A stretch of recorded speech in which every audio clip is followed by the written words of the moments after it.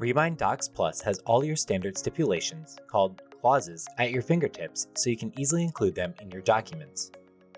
Clauses can be organized and created in the clause library and called upon easily when filling out a form. Let's click on the Clauses tab on the left. Here you'll find RE and GAR stipulations in read-only folders at the top. These folders contain standard clauses and cannot be edited. Later we will come back to this folder to make copies for our custom clause kits. Below the read-only folders is a default folder for all of the custom clauses you create. You can create folders at any time by selecting the folder at the top. If you generally use the same handful of clauses, depending on the type of deal, then you can group these clauses together in folders so that they can be added to your documents in just a couple of clicks. We can call these folders clause kits. For this tutorial, we'll create a sample clause kit and call it My Buyer Freehold Clause Kit. You can move this folder or create subfolders as you see necessary. In our sample clause kit, we'll create our own clause by clicking the Clauses button at the top. Fill out the title and add in text to complete the clause. Next, I'm going to add in copies of the standard clauses to fill out my clause kit. Going back to the main library folder, I will select a clause from a read-only standardized clause folder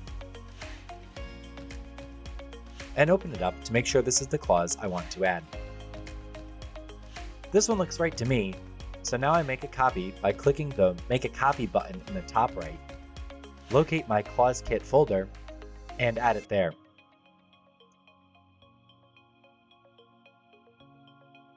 I can also search for clauses using the search bar at the top. I want to next add a finance clause to my kit, so I will search Financing in the search bar at the top. Select Limit Search to Clauses, and select the clause from the read-only folder.